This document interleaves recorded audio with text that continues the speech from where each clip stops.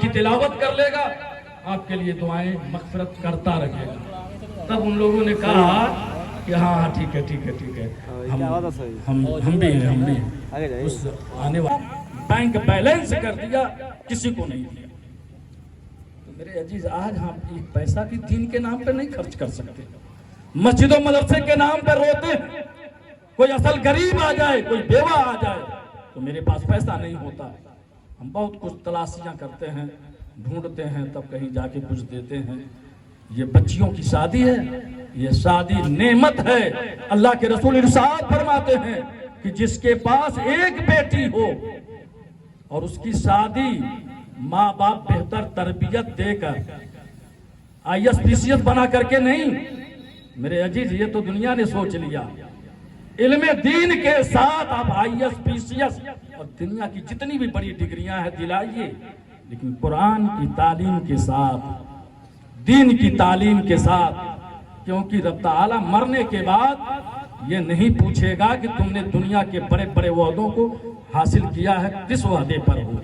نہیں, پہلے قرآن کے بارے میں پوچھے گا, نماز کے بارے میں پوچھے گا, روزوں کے بارے میں پوچھے گا, حرام حلال میں فرق کیا ہے کہ نہیں اس کے بارے میں پوچھے گا, انگلیوں کے نام کے بارے میں قریب رہیں گے.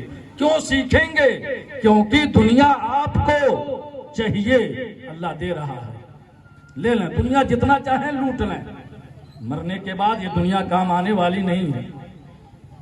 دنیا سے جانے کے بعد قبر میں ایمان ہی کے بارے میں پوچھا جائے گا, کتنا آپ نے نیکی کیا, کتنا آپ نے بہتر کیا. بیٹی کی شادی بڑے فخر کی بات ہے. میں نے کہا نا کہ میرے آقا ارشاد فرماتے جس نے ایک بیٹی کی پرورش بہتر ڈھنگ سے کر دی, پڑھا دیا, لکھا دیا, اور ایک اچھے ایماندار مومن مسلمان لڑکے سے شادی کر دی تو وہ جنتی ہے, اور اس کو حج کا ثواب دیا جاتا ہے.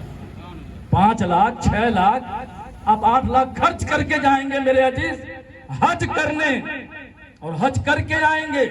کیا شرط ہے کہ رب نے ہمارے اس حج کو قبول کیا ہے کہ نہیں. لیکن بیٹی کی شادی, ایک بیٹی نہیں 3 بیٹی کی شادی, 5 بیٹیوں کی شادی کریں, ہر بیٹی کے شادی کے بدلے اللہ ایک حج کا ثواب دیتا ہے. ٹھیک ہے نا میرے لیے.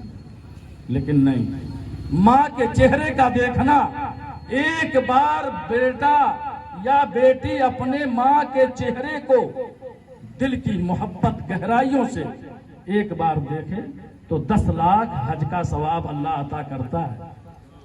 ماں باپ کے چہرے کو صرف دیکھ لینا, محبت سے زیارت کرے, دیکھے, اور ہاتھوں کو چومے, ماں کے قدموں کو چومے, باپ کے ہاتھ کا بوسہ دے, اسے 10 حج کا ثواب ملتا ہے.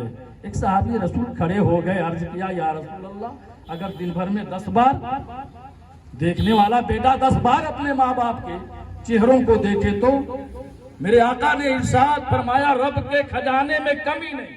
اللہ اکبر, 10 بار دیکھے گا تو کتنا ہوگا, جوڑ لیجئے 10,000 تو 10 بار دیکھا 1 لاکھ کے اوپر ہوا کہ نہیں. 1 لاکھ حج دنیا میں کر پائیں گے نہیں. اور مسلمان پر ایک ہی بار فرض ہے دنیا میں, حج ایک بار فرض ہے پوری زندگی میں. اللہ جب آپ کو خوشحال بنا دے حج کو چلے جائیں, اور حج کے بعد بھی داڑھی چھڑاتے رہیے, نماز نہ پڑھیے, اور لوگوں سے کہیے میں حاجی ہوں. معاذ اللہ, بہت سے لوگ کہتے ہیں ارے میں تو حاجی ہوں. اس ناچیز نے بھی اس جو ہے مبارک کام سے شرفیاب ہوا ہے, لیکن آج تک میں نے کسی سے کہا نہیں ہے. کوئی کہہ دے, میرے دوست ملنے جلنے والے جو جانتے ہیں وہ بیچارے کہہ دیتے ہیں, لیکن میں نہیں کہتا. تو میرے عزیز نیکیاں چھپا کے کی جائیں, نمازیں چھپا کے پڑھی جائیں, شور نہ کیا جائے. تہجد آپ چند دن پڑھنا شروع کریں گے, چہرے پہ داڑھی نہیں آئی, تہجد پڑھ رہے ہیں, اور اعلان کرتے پھریں گے مولانا صاحب میں تہجد بھی پڑھتا ہوں. اللہ اکبر. تہجد کا پڑھنے والا تو اتنا نیکوکار ہو جاتا ہے کہ ریاکاری اس کے اندر نہیں رہتی. میرے عزیز سنت مصطفیٰ کو دور کرنا, لباس اسلامی نہ ہو پائے. آپ بچپن سے لے کے بڑھاپے تک نماز پڑھ رہے ہیں, لباس تک تبدیل نہیں ہو پایا.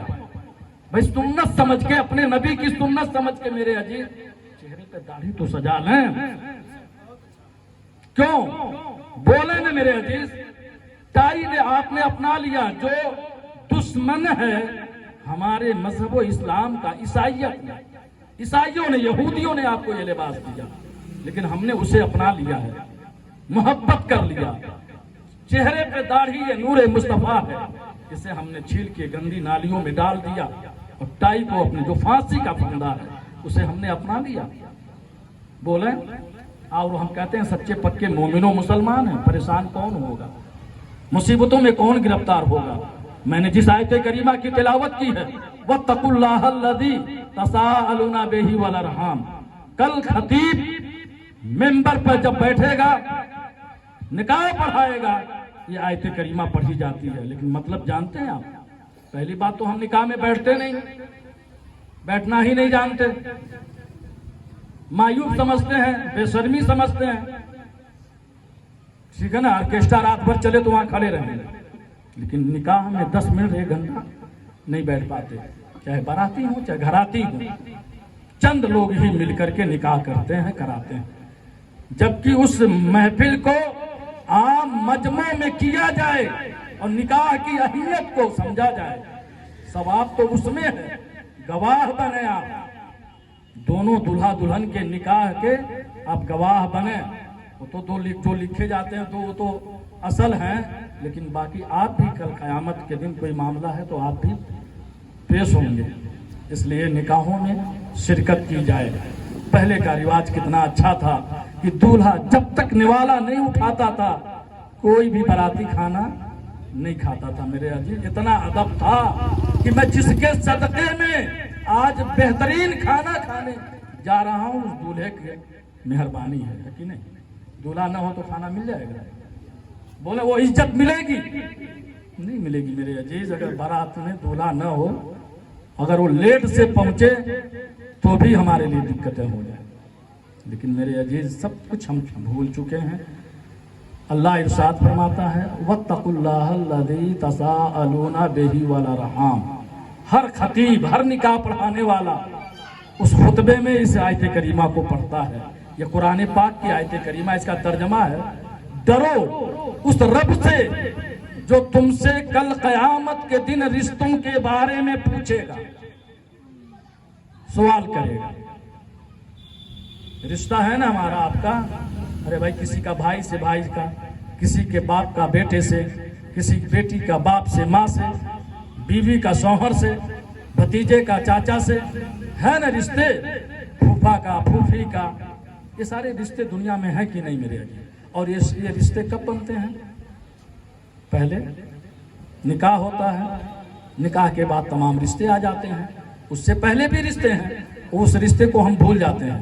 बाप का रिश्तेदार, बाप का रिश्ता असल रिश्ता होता है। लेकिन मेरे अजीज बहुत कम लोग हैं जो बाप के ननिहाल से या बाप के जो है ससुराल से वो रिश्ता चलाएं।